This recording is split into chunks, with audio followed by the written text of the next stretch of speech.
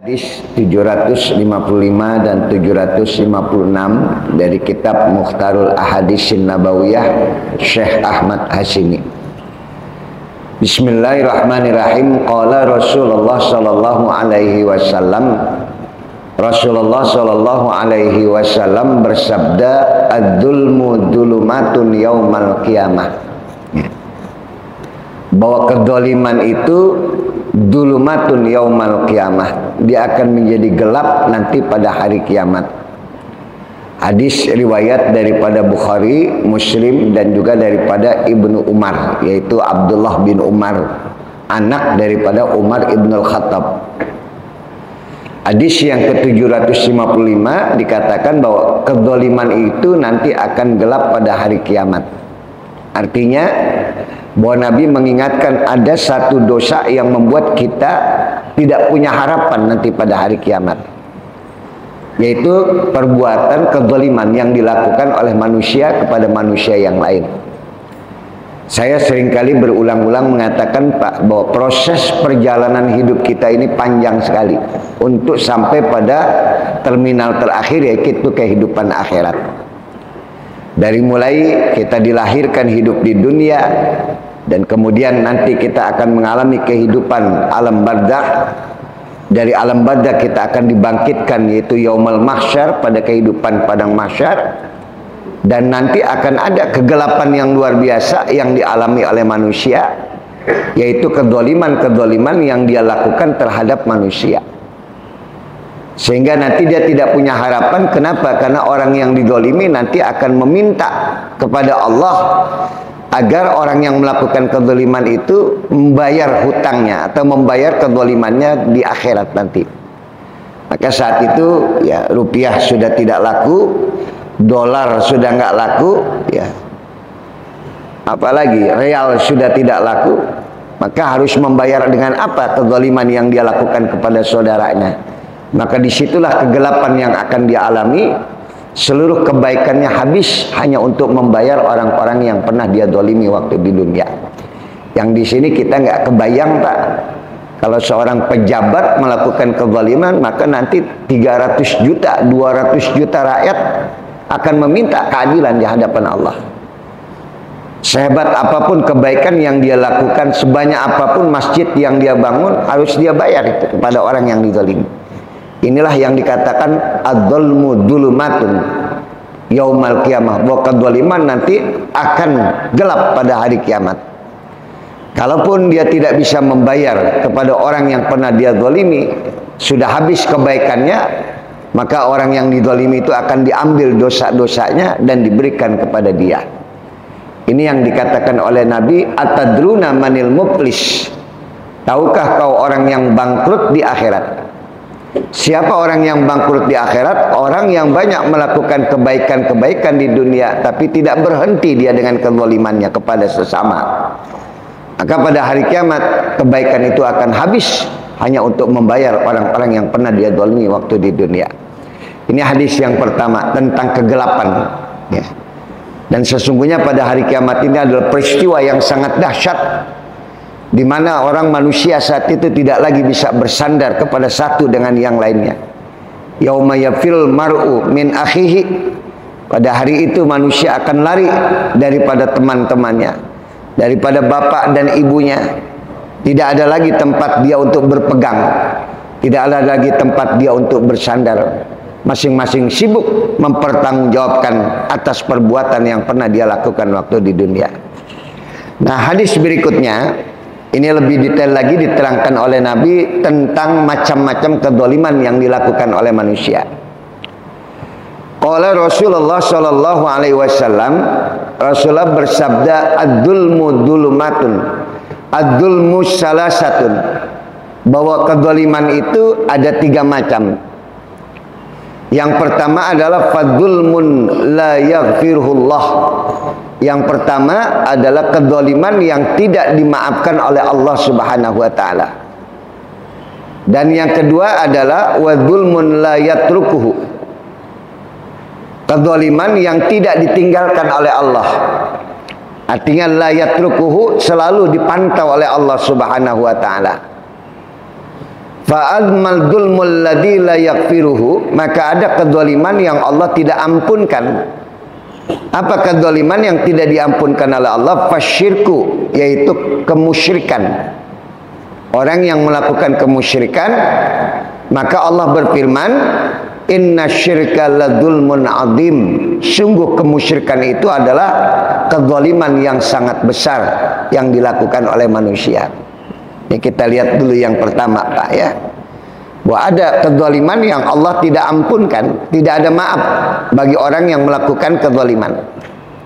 Bahkan sampai isnani yu'ajjiluhumallah fid dunya.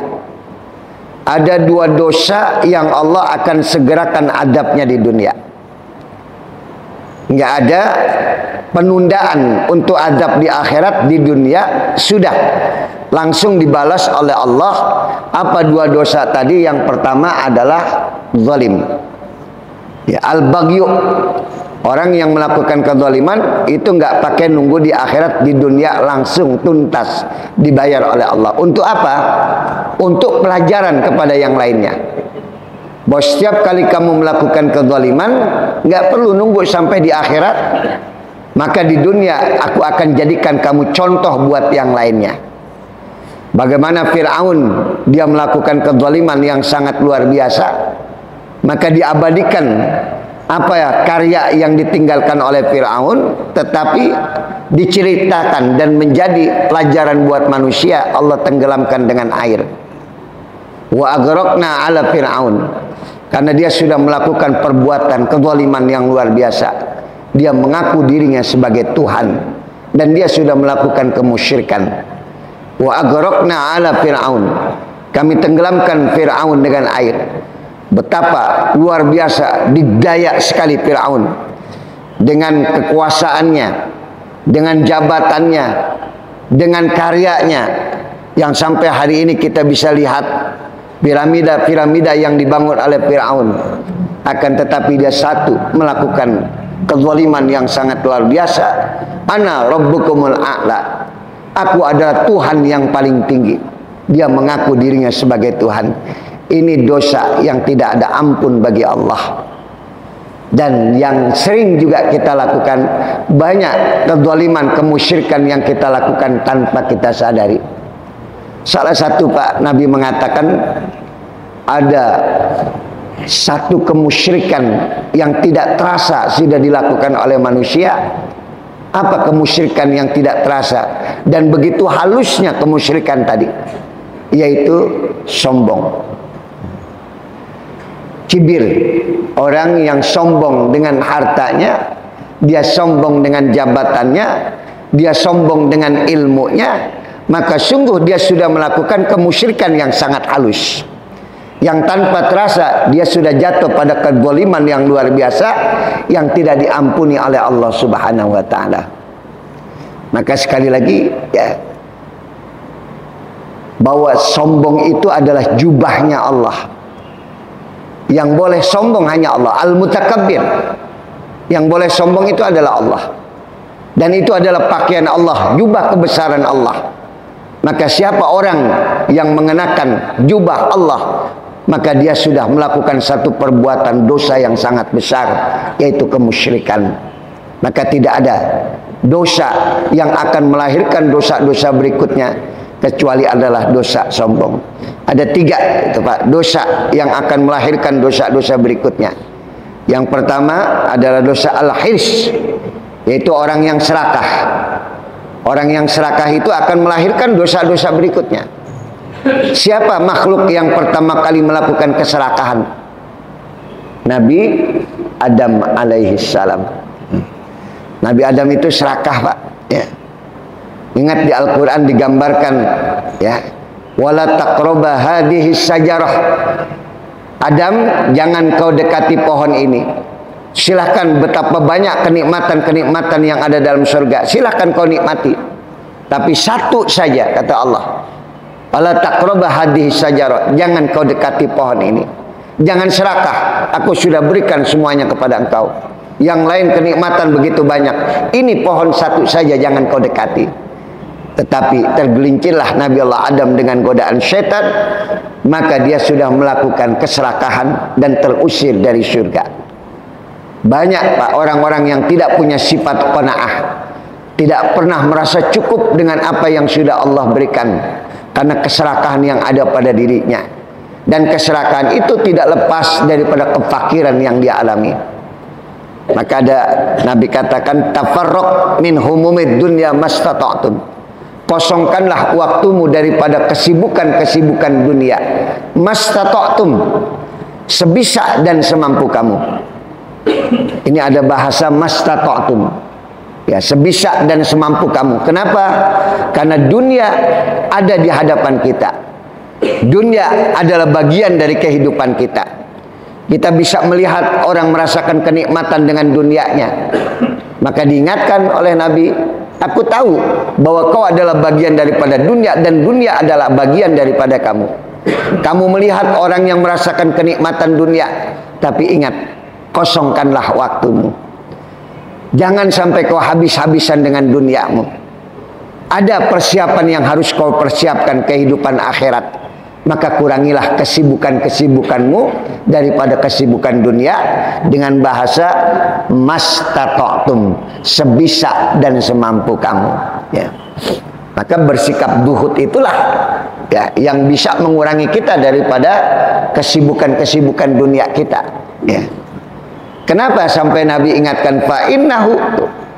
Maka kata Nabi, man kanatid dunya akbaru hammi. Maka siapa orang yang menganggap dunia menjadi skala prioritas dalam hidupnya, menjadi segala-galanya dalam hidupnya, ada dua bala yang Allah berikan. Ini yang membuat keserakahan, Pak. Apa bala yang Allah berikan? Yang pertama adalah absyallahu ta'ala dayatahu. Allah akan sempitkan ruang gerak kehidupannya. Semakin hari semakin sibuk dia dengan dunianya. Sehingga hatta durtumul maqabir, ketika sudah datang kematian menjemput dirinya, dia sudah tidak punya apa-apa lagi persiapan dan bekal untuk menghadapi akhiratnya.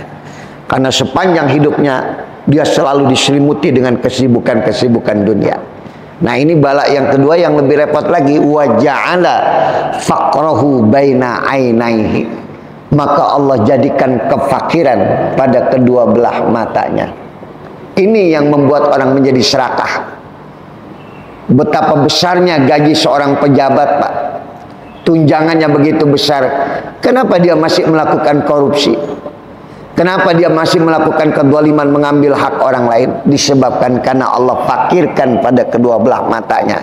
Kenapa matanya difakirkan oleh Allah? Karena mindsetnya, cara berpikirnya, bahwa dunia adalah lebih utama daripada yang lainnya. Dia menganggap dunia menjadi skala prioritas dalam hidupnya. Tetapi dibalik tuh, man kanatil akhirah akbar hammi. Maka kata Nabi, siapa yang menganggap akhirat jauh lebih utama daripada dunia, ada dua kenikmatan yang Allah berikan. Tadi yang pertama ada dua bala. Disibukkan dia dengan kesibukan-kesibukan dunianya. Dan yang kedua dijadikan kefakiran pada kedua belah matanya. Tetapi ketika dia menganggap akhirat lebih utama daripada dunia, lihat Nabi kita Muhammad sallallahu alaihi wasallam, walal akhiratu khairul laka minal ula. Wadduha wal laili idza saja ma wadda'aka rabbuka wa ma qala walal akhiratu khairul laka minal ula. Nabi diingatkan, aku tahu Muhammad, sepanjang kehidupanmu kamu selalu ditimpa dengan berbagai macam ujian. Malam hari kau mendapatkan ujian, siang hari kau mendapatkan ujian.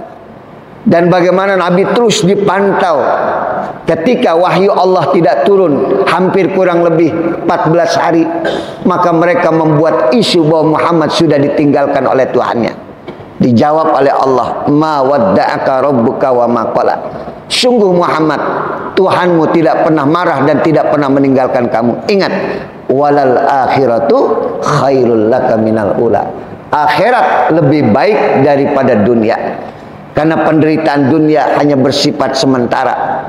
Tapi bagaimana penderitaan, siksaan yang ada di akhirat itu selama-lamanya dan begitu panjang waktu di mana kau disiksa nanti.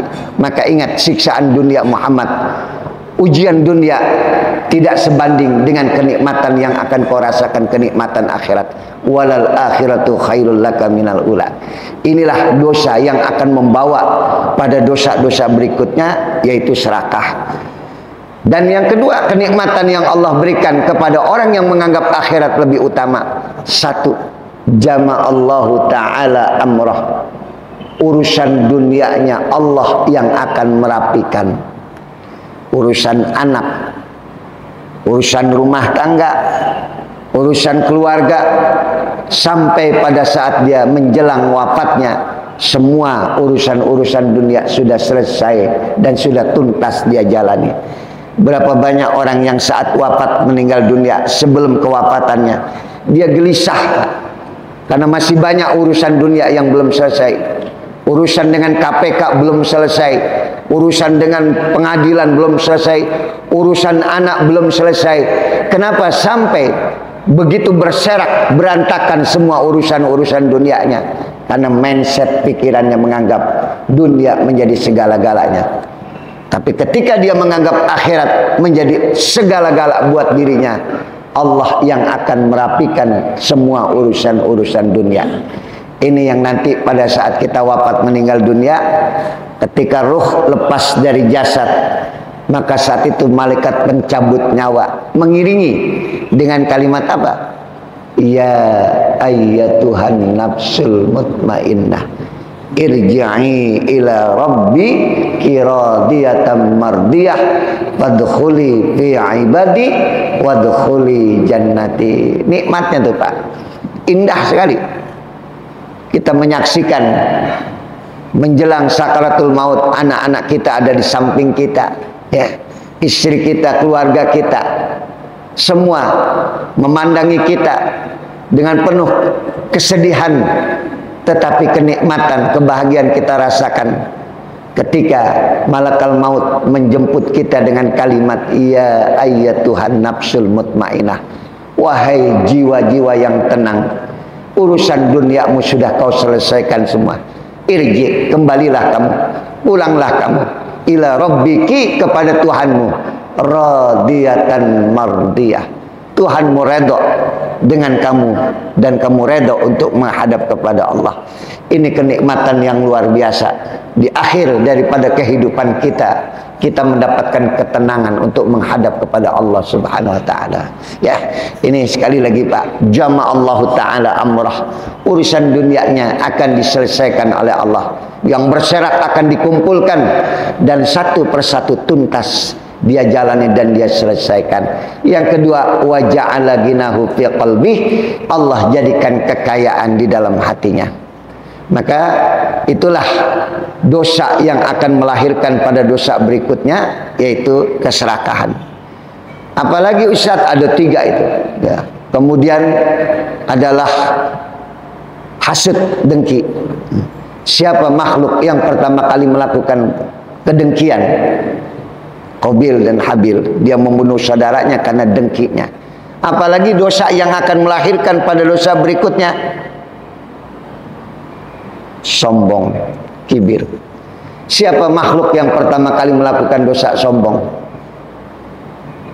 Iblis. Wa idh qulna lil malaikatis judu li adama fasajadu illa iblisa aba wastakbar. Dari sombong itu nanti manusia akan melakukan apa saja. Ayo, siapa yang berani ngelawan aku? Selesai kamu. Aku tutup semua usaha kamu. Aku kucilkan kamu.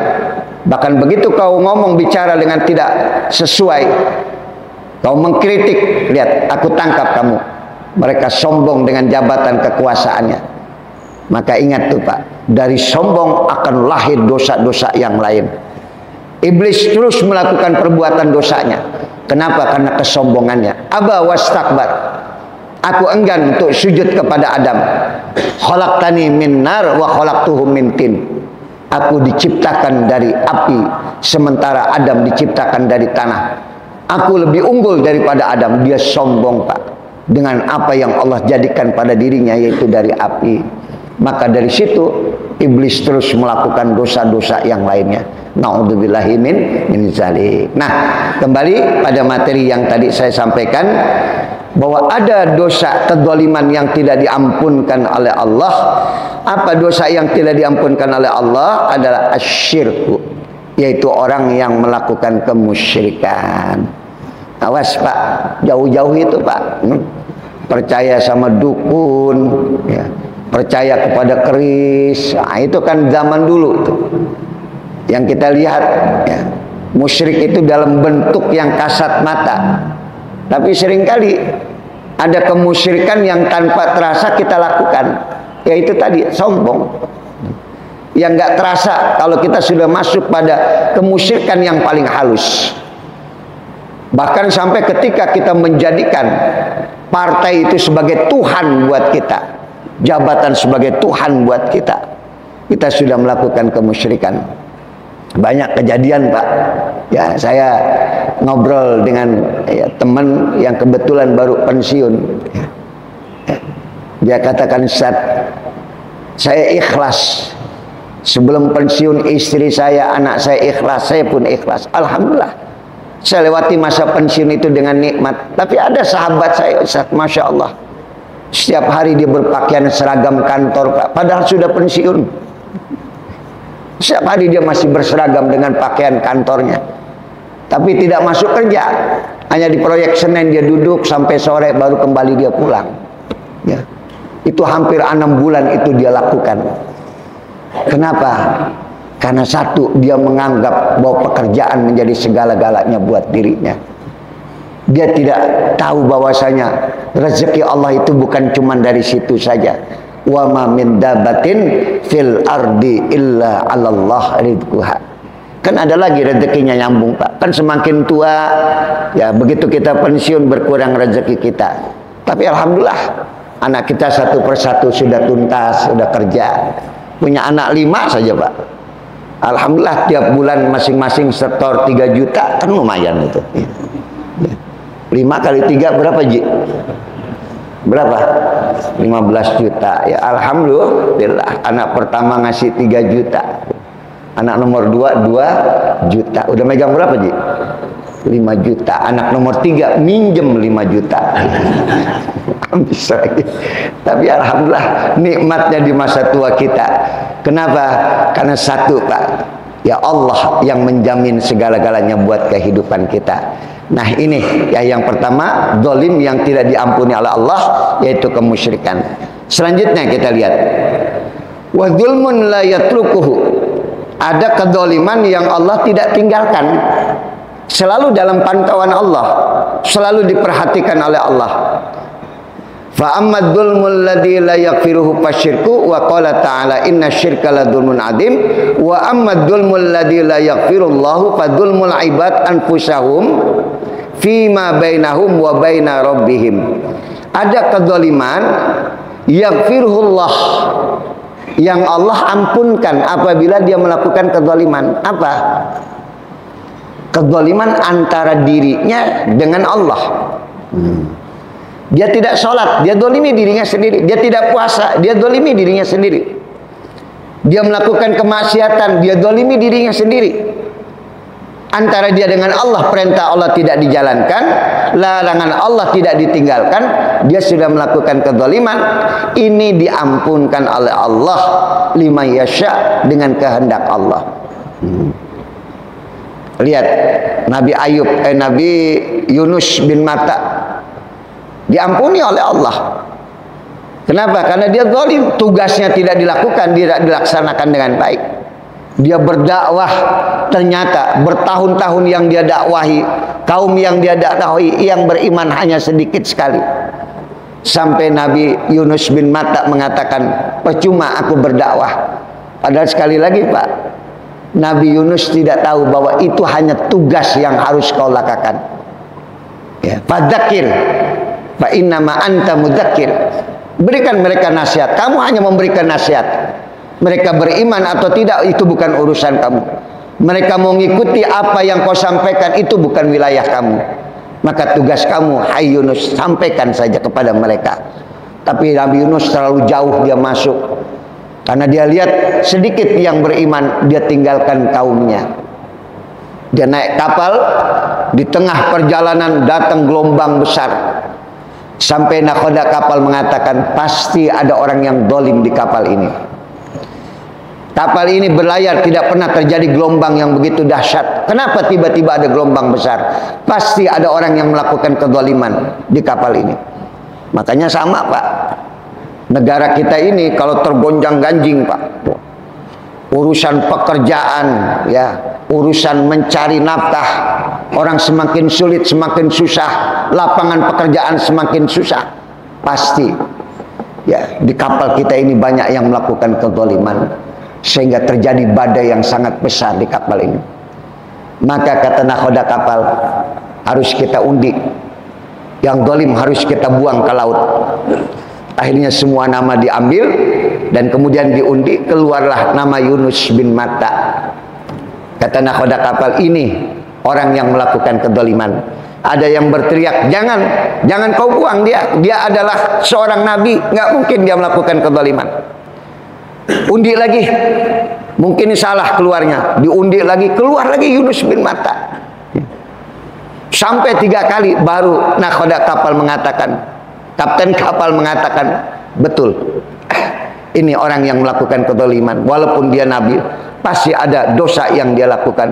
Dilemparkanlah Yunus bin Matta ke dalam lautan, dimakan oleh ikan, ditelan oleh ikan. Ikan yang memakan Nabi Yunus ditelan lagi dengan ikan yang paling besar, dibawa ke dasar lautan. Udah nggak ada harapan. Dalam kegelapan yang pekat, amisnya luar biasa, tekanan air laut yang luar biasa, dibawa ke dasar lautan. Di dalam perut ikan itulah Nabi Yunus mulai, Pak, muhasabah. Apa dosa saya sampai Allah berikan saya siksaan ujian seperti ini? Dia baru ingat dia meninggalkan kaumnya. Itu antara dia dengan Allah, tugasnya dia tinggalkan. Maka dibacalah oleh Nabi Yunus apa? La ilaha illa anta subhanaka inni kuntu minaz zalimin. Nah, ini pelajaran juga buat kita, Pak. Kalau ada urusan kita mentok, nggak pernah ketemu jalan keluar, barangkali kita zalim sama Allah. Banyakin baca, minta ampun kepada Allah. Itu dosa zalim yang Allah ampunkan.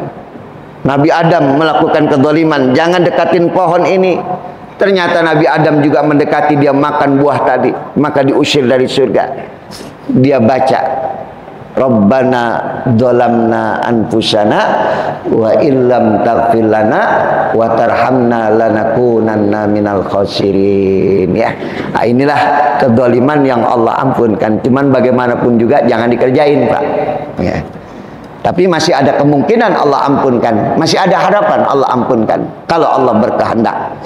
Itu dosa kezaliman yang kedua. Yang ketiga, kata Nabi, adalah wa ammadzulmul ladzi la yatrukuhullah. Kezaliman yang Allah terus pantau, kezaliman yang Allah terus lihat. Apa kezaliman itu? Adalah ba'duhum ba'da, yaitu kezaliman antara kalian dengan sesama kalian. Hatta yudina li ba'dihim min ba'din, sampai saling membalas antara satu kezaliman dengan kezaliman yang lainnya. Yang dizalimi mau membalas, ya Allah saya nggak suka, saya nggak redho, tanah saya diambil oleh saudara saya. Saudaranya dipanggil, betul kok ambil tanah saudaramu? Iya. Hari itu mulut dikunci, Pak, nggak ada lagi pengacara yang bakal nolong kita. Maka tangan akan berbicara, wa tukallimuna aydihim wa tashhadu arjuluhum, dan kaki menjadi saksi. Iya betul ya Allah, saya ambil tanah saudara saya, ambil pahala sholatnya, berikan kepada saudaranya. Masih datang lagi, ya Allah, ini saudara saya dulu pernah mengambil hak saya, ambil puasanya, berikan kepada saudaranya. Semua kebaikannya habis, Pak, untuk membayar orang-orang yang pernah dia zalimi di dunia. Masih datang lagi, ya Allah, ini masih lupa saya, dulu dia pernah ngambil ini saya, dia pernah menyakiti saya, dia pernah menzalimi saya. Allah katakan sudah nggak ada lagi kebaikannya, ambil dosa orang yang dia zalimi, berikan kepada dia.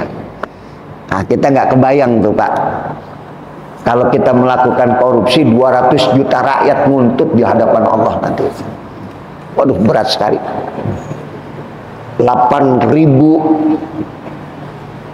calon jemaah haji nanti bakal nuntut itu di hadapan Allah. Jatah saya dijual ini ya Allah, nih sama dia nih ya Allah. Waktu jadi menteri, ya. Waktu jadi pejabat, 8.000 nanti bakal nuntut di hadapan Allah. Ngeri, Pak. Kalau kita ngambil hak orang lain, uang yang dia dapatkan berapa lama sih dia bisa makan?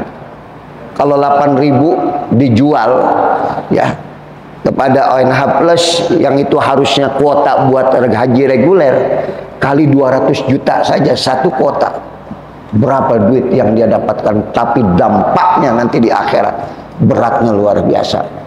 Mau dia bangun 10 masjid nggak ada nilainya, Pak ya, semuanya dia akan pertanggungjawabkan di hadapan Allah Subhanahu wa taala. Termasuk ya, sampai di kantor kita ngambil yang bukan hak kita, sampai kantor bangkrut, itu semua karyawan nuntut nanti. Ini nih waktu jadi manajer nih ya Allah, ya kan, ini dia nggak bener nih ya, gara-gara dia akhirnya kantor hancur, pailit, kami nggak dapat kerjaan, dituntut di hadapan Allah. Ini yang paling kita takutkan, kezaliman antara manusia dengan manusia ya. Alhamdulillah pagi hari ini tuntas kita sedikit belajar tentang kezaliman. Ada kezaliman yang Allah ampunkan, yaitu kezaliman antara kita dengan Allah, meninggalkan yang Allah perintahkan ya, dan juga mengerjakan yang Allah larang, itu adalah kezaliman. Tetapi masih ada harapan Allah ampunkan. Yang kedua, kezaliman yang juga tidak ada ampun bagi Allah, yaitu kezaliman kemusyrikan. Orang yang melakukan kemusyrikan, maka tidak ada ampun bagi Allah untuk dimaafkannya. Yang ketiga, la yatrukuhullah, selalu dipantau oleh Allah, selalu dilihat oleh Allah ya. Jadi kalau ente udah minta maaf, baru Allah ampunkan ya. Pak Haji, saya minta maaf ya, sebelum saya mati dulu pernah kita transaksi jual beli tanah, ada kekurangan saya dengan pembayaran dan hitungan ya. Kan biasa Pak, kalau orang hitung-hitungan jual beli tanah, yang satu megang meteran di sebelah sana, yang satu megang di sini. Begitu yang punya tanah meleng, yang ini jalan, yang mana jalan Pak, kelebihan ukurannya tuh. Maka dulu ada kelebihan, ada kelebihan 50 meter lah ya. Ya udah, hari ini saya pengen bayar semuanya ya. Ya sudah, kali 50 meter kali 20 juta ya. Hitungannya jangan yang dulu, hitungannya yang sekarang. Sekarang tanahnya berapa? 20 juta kali 50, bayar, tuntasin. Kalau sudah yang dibayar redo, ya sudah, selesai. La yatrukuhullah, Allah akan tinggalkan. Tapi sepanjang dia masih melakukan kezaliman dan tidak dia minta maaf kepada orang yang dizalimi, maka Allah selalu memantau sampai kapan. Kalau sampai di dunia belum juga dia meminta maaf dan minta redonya, di akhirat lebih berat lagi Pak. Karena nggak bisa kita bayar dengan uang, harus kita bayar dengan kebaikan-kebaikan kita. Wallah a'lam bishawab. Tuntas sudah hadis riwayat Thayalis an Anas bin Malik. Ada yang ditanyakan? Wah, banyak sekali nih yang nanya tentang ini. Ya. Nanti Pak, orang tua dulu, yang paling tua dulu. Ayo Ji. Nah. Orang tua dulu ya. Nah. Enggak, yang tua dulu, nggak apa-apa, antum aja dulu.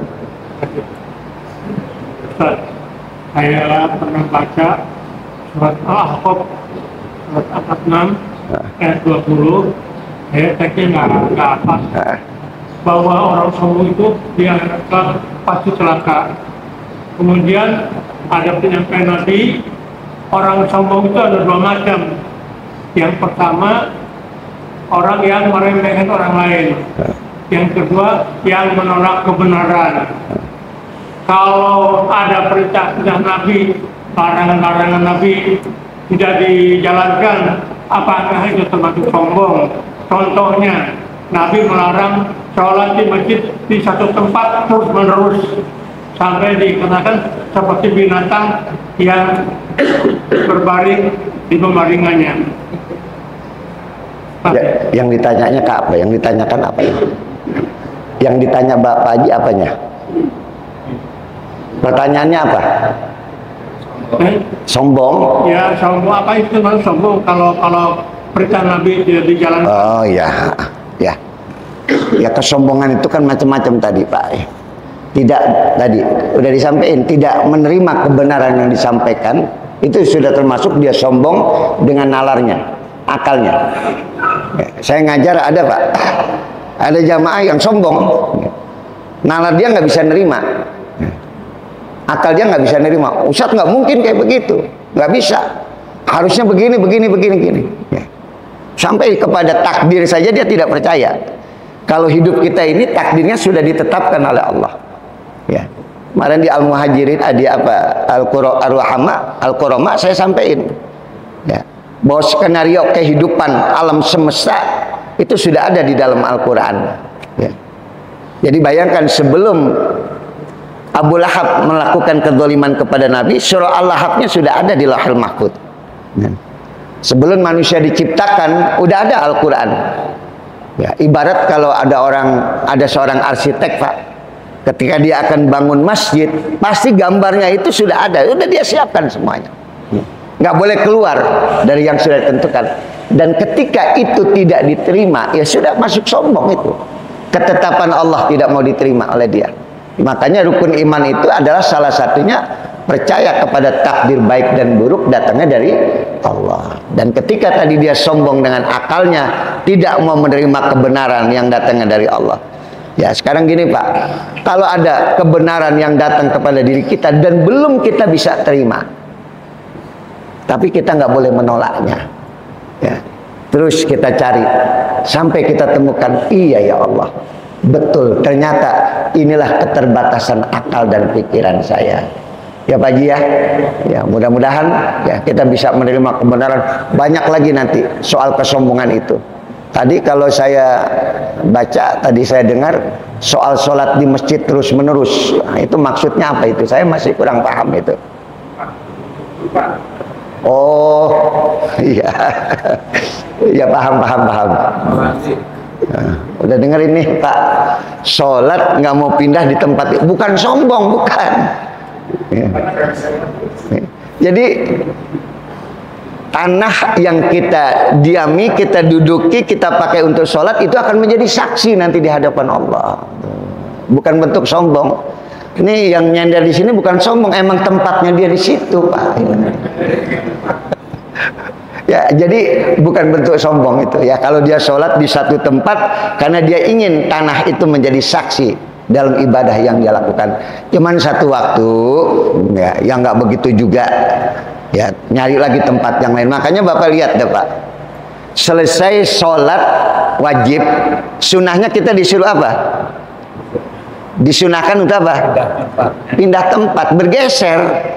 Begitu selesai sholat wajib, assalamualaikum warahmatullah, assalamualaikum warahmatullah, sholat sunnahnya kita bergeser sedikit, supaya nanti banyak tempat-tempat yang kita pakai ibadah itu menjadi saksi di hadapan Allah Subhanahu Wa Taala. Udah paham Pak Haji ya? Ya, tadi pertanyaannya, ya mudah-mudahan jadi manfaat buat kita. Ayo. Assalamualaikum warahmatullahi wabarakatuh.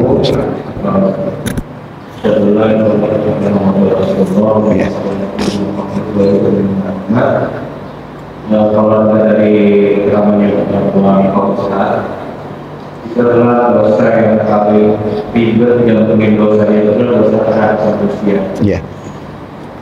Dan uniknya manusia ini adalah punya sudut pandang yang berbeda-beda. Yeah. Kalau misalnya kita tidak menyebut namanya dengan lengkap, dia tersinggung kota. Karena tidak pernah tahu tradisi sekitar ya kota. Contohnya di Indonesia, orang sudah berhaji wajib pamit haji. Yeah. Padahal kita juga tidak tahu juga ya udah haji 20. Kita akan meninggalkan jejak ketidaknyamanan di hatinya karena tidak memanggil haji. Yeah. Apakah itu termasuk contoh kita zalim sama dia? Sedangkan kita sendiri sebagai manusia tidak paham, bahkan tidak tahu dia sudah berhaji. Apakah termasuk kita punya dosa sebagai warga? Ya. Terima kasih. Ya. Ya. Ini Masya Allah ya, soal panggilan nama yang tidak sempurna, tidak lengkap ya. Saya pernah ngalami ya, saya dipanggil Nur Mustafa, padahal nama saya Nur Sofa ya. Tapi ada jamaah Nur Mustafa, ya sudah, saya bilang orang ketidaktahuan dia tidak berniat untuk merubah nama saya. Bahkan ada lagi yang ketika ibu-ibu ya, kebanyakan Nur artinya apa? Cahaya. Sofa bangku, berarti cahaya bangku saya, Pak. Ya dia lihat kan cuma bangku, padahal sofa itu ya sofin, jernih ya. Dalam bahasa Arab sofa itu adalah bukit sofa. Jadi ibu unda saya dulu almarhumah ketika berangkat haji tahun 60 masih pakai kapal laut dulu. Dan itu hampir 4 bulan Pak berangkat haji. Dari Ramadan itu mereka sudah berangkat pakai kapal Cut Na'din. Dan kebetulan ibunda saya lagi hamil. Pulang haji tahun 60 saya lahir, maka dinamain Nur Sofa, cahaya bukit Sofa. Inna Sofa wal marwata min syairah, maka dinamainlah Nur Sofa. Tuh dipanggil Nur Mustafa, ya sudah, nggak apa-apa ya. Itu karena ketidaktahuan dia, nggak zolim ya. Makanya saya dulu pernah punya cita-cita pengen punya istri ya, Marwah, itu kan keren tuh Pak ya. Telah menikah Sofa dan ketemu-temunya Marwiyah, ya udah nggak apa-apa saya bilang. Ya jadi nggak masalah itu soal nama, asal tadi tidak ada unsur kesengajaan ya, pengen merendahkan, tidak ya. Ada Pak Haji? Nah, satu lagi Pak Haji dulu ya. Assalamualaikum warahmatullahi wabarakatuh. Kita tahu Pak Ustaz bahwa setiap cucu Adam tidak luput dari kesalahan, dosa dan kekhilapan. Saya pernah baca Ustaz bahwa ada satu sholat yang bisa menutupi kesalahan cucu Adam yang diperbuat pada hari itu, yaitu sholat awalnya. Saya ingin menanyakan kira-kira kesalahan apa atau dosa-dosa apa aja yang bisa ditutupi dengan sholat awal ini Pak Ustaz. Terima kasih. Ya, makasih. Awabin bainal maghrib wal isya wal awabin ya. Salat antara maghrib dengan isya disebut dengan salat sunnah awabin. Maka pada malam nisfu ya, itu nggak ada sholat nisfu Pak ya, nggak ada sholat nisfu Sya'ban, yang ada sholat awabin, yaitu bainal maghrib wal isya, ada sholat sunnah awabin. Jadi niatnya jangan sholat nisfu Sya'ban ya, sholat awabin. Ada lagi nanti sholat sunnah mutlak ya. Misalnya ya, kita ngadain Idul Adha, Idul Fitri bukan di masjid tapi di lapangan. Nah, ada nggak sholat tahiyatul lapangan Maidan? Nggak ada kan ya. Makanya jadinya sholat sunnah mutlak. Apa saja dosa yang diampunkan oleh Allah dengan tadi pertanyaan Pak Haji, dengan sholat awabin? Dosa antara hamba Allah dengan Allah, itulah ya. Bukan dosa antara dia dengan manusia. Yang tadi tidak mengerjakan perintah Allah ya, tidak meninggalkan yang diharamkan oleh Allah, Allah ampunkan. Jika Allah berkehendak, kita hanya berusaha, berikhtiar dengan sholat yang kita lakukan dengan sholat awabin. Adapun hak prerogatif Allah itu adalah memberikan maaf atau tidak memaafkan. Sekali lagi ya, antara hamba dengan Allah itu cuma satu-satunya dosa yang Allah ampunkan, kedzaliman yang Allah ampunkan. Adapun antara manusia, la yatrukuhu, Allah tidak meninggalkan, terus dipantau. Ya mudah-mudahan banyak beristighfar. Dan Allah sudah bersumpah itu Pak Haji. Setan bersumpah, apa kata setan?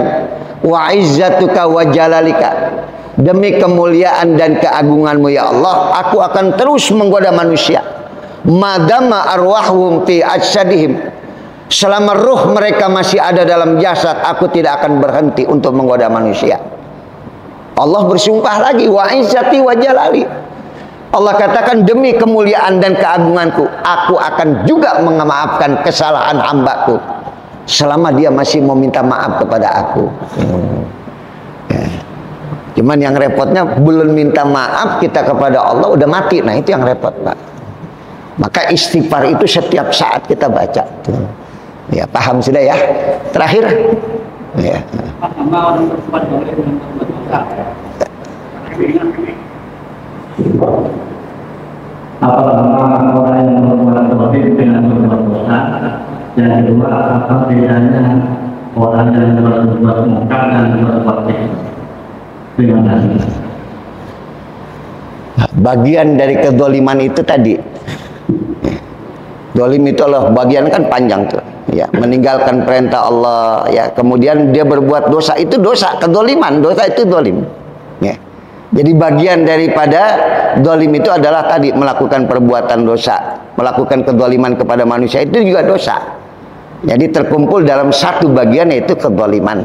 Ya, itu aja Pak Haji. Ya. Jadi saya ulang lagi tadi pertanyaannya. Apakah pelan-pelan? Oh, mungkar itu kan dosa. Ya, inna sholata tanha anil fahsya wal munkar. Sholat itu akan mencegah kezaliman, kemungkaran. Fahsya, ya, kemungkaran itu kan kezaliman. Melakukan kemungkaran itu apa?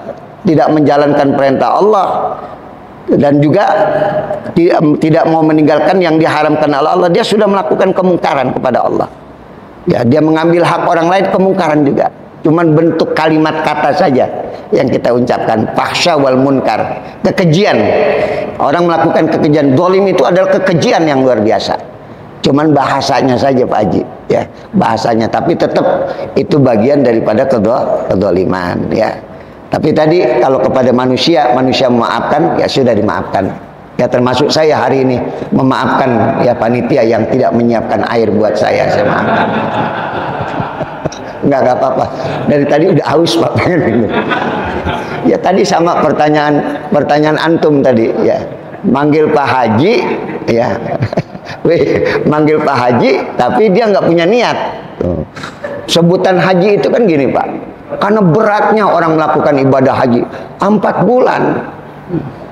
Makanya diberikan tadi ya apa panggilan sebagai bentuk penghormatan haji.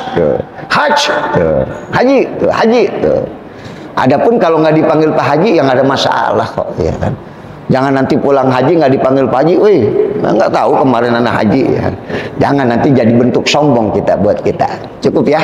Mudah-mudahan kita pelajari bermanfaat. Kita baca doa kafaratul majlis. Bismillahirrahmanirrahim. Subhanakallahumma wa bihamdika asyhadu an la ilaha illa anta astaghfiruka wa atubu ilaik. Wassalamualaikum warahmatullahi wabarakatuh.